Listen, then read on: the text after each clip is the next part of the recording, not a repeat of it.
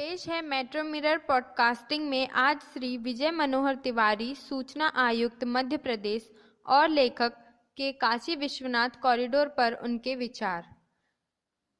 विजय मनोहर तिवारी ने एक आर्टिकल लिखा जिसमें उन्होंने काशी विश्वनाथ कॉरिडोर के बारे में कहा है कि काशी विश्वनाथ भारत की बेपटरी आज़ादी को पटरी पर लाने का एक ताज़ा प्रतीक है।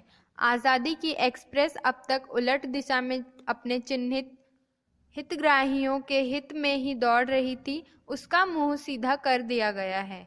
ऊर्जा से भरे इस बदलाव के निमित्त हमारे समकालीन जो भी लीडर बने हों, लेकिन भारत की राजनीति के लीडरशिप की एक नई लाइन खिंच गई है।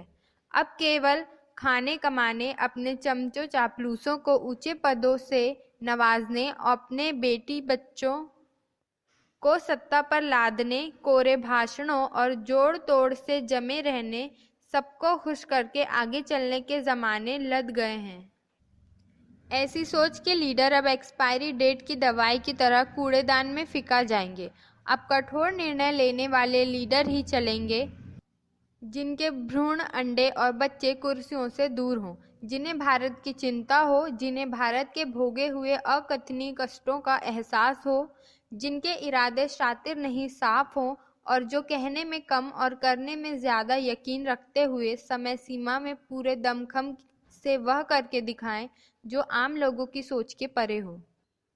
जैसे काशी विश्वनाथ कॉरिडोर। वाराणसी में विश्वनाथ कॉरिडोर को लेकर कहीं खुशी के आंसू बहे हैं तो कहीं सत्ता से दूरी और बढ़ने के गम ने हैरान किया हुआ है।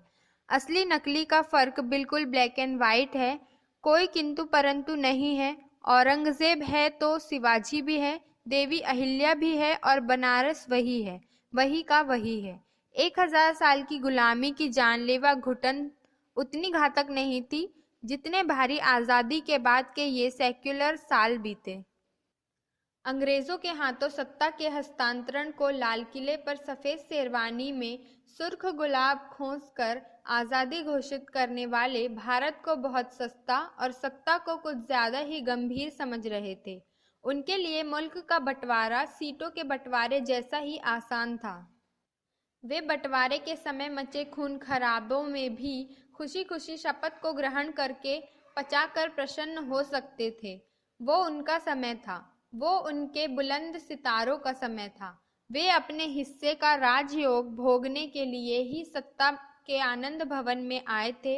उन्होंने जड़ें इतनी गहरी फैलाई कि 4 पीढ़ियां सत्ता के खुरचन खा